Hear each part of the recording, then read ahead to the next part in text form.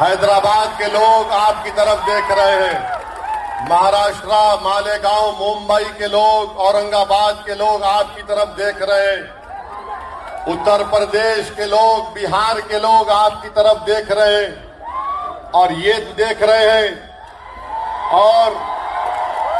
और ये आपसे कह रहे हैं कि अब की बार तुम इंतशार का शिकार मत होना।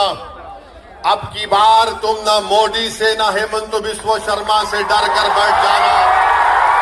वो पुकार कर तुमसे कह रहे हैं कि असदुद्दीन ओवैसी जाओ, जाकर आसाम के उन गयूर लोगों को बोल दो कि जिनके घरों से बेघर कर दिया गया, अगर हम तुम्हारे साथ खड़े नहीं हैं मगर हम रातों में उठकर तुम्हारे लिए दुआ कर रहे हैं।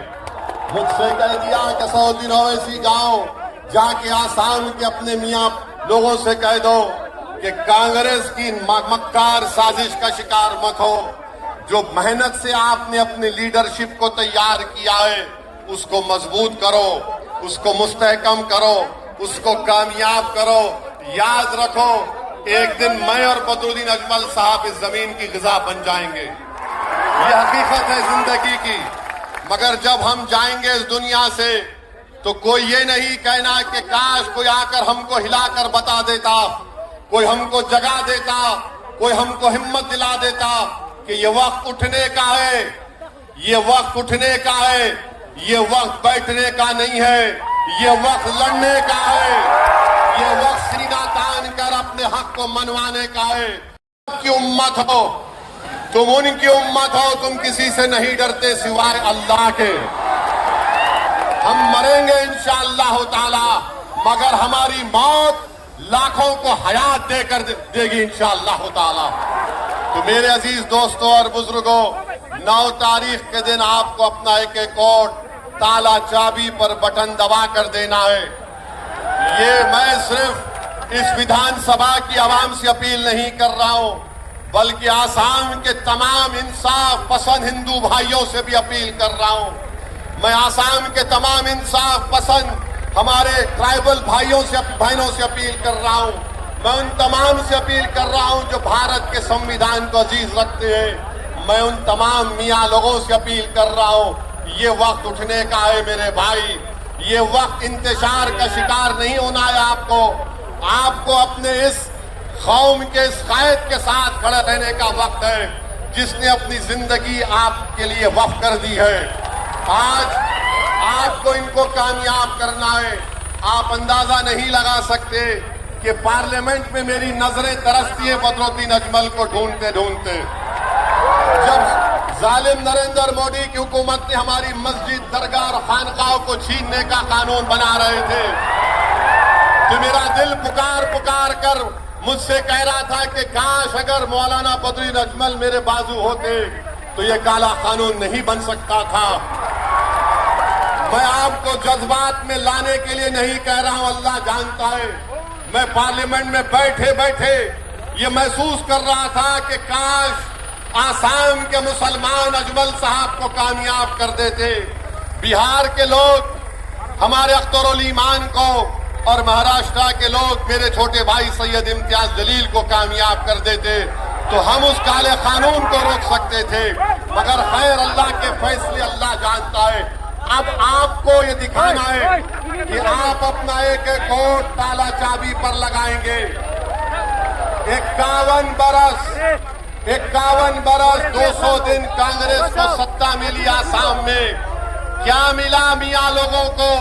मियाँ लोगों को मिला डिटेंशन मिला, मियाँ लोगों को फॉरेनर्स ट्राइब्यूनल मिला, मियाँ लोगों को वो तमाम PTDA के वो तमाम मामलात मिले जिसमें हम बेघर हो गए। 51 बरस में वही कानून लैंड ग्रैबिंग का बनाया गया था। कौन था मंत्री? रकीबुल मंत्री थे। उस कानून का इस्तेमाल करके आज ये हेमंत बिस्वा शर्मा जो वक्त का फिरौन बना हुआ है, अल्लाह उसको देख लेगा इंशाअल्लाह ताला। तो कांग्रेस, बीजेपी, मोदी, हेमंत बिस्वा शर्मा, गोगोई ये कभी नहीं चाहेंगे कि तुम्हारी एक आजाद सियासी लीडरशिप पैदा हो जाए। आपको याद दिला रहा हूं, बरसों पहले एक सियासी पार्टी बनी थी, कांग्रेस ने उसको खत्म कर दिया। मुझे बदनाम करते हैं, ये बी टीम है, ये फुला टीम है। सुनो कांग्रेस के दल्लालों, तुम जितनी गाली दे सकते मुझे दे दो। मैं तुम्हारी गालियों से और झूठ से मुतासिर होकर घर में बैठने वाले का नाम असदुद्दीन ओवैसी और बदरुद्दीन अकबर नहीं है। तुम जितना बोलोगे हम उतनी ज्यादा मेहनत करेंगे। और सुन लो हेमंत बिस्वा शर्मा, बीजेपी आरएसएस वालों, तुम मारना चाहते ना हमारे को, तुम हमारी कमर तोड़ना चाहते ना। हेमंत बिस्वा शर्मा 9 तारीख से पहले बता दो, गुवाहाटी के चौराहे पर तुम बोलो कि इस चौराहे पे ओवैसी को मारूंगा, मैं आने तैयार हूं।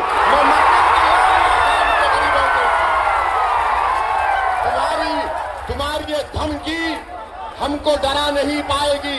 अरे मरना तो सबको एक दिन, कभी मर जाऊंगा तो तुम भी जाओगे, मगर ये डराने की सियासत अब काम में आने वाले नहीं है। ये मजमा बता रहा है हेमंत बिस्वा शर्मा कि अब हम डरने वाले नहीं है, तुम्हारे सामने खड़े होकर। ये मजमा पुकार कर कह रहा है कि जो बेघर हुए हैं इंशाअल्लाह बदरुद्दीन अजमल के उम्मीदवार कामयाब होकर उनके सर पर इंशाअल्लाह अल्लाह ताला छत बनाकर उनको घर देंगे इंशाअल्लाह ताला।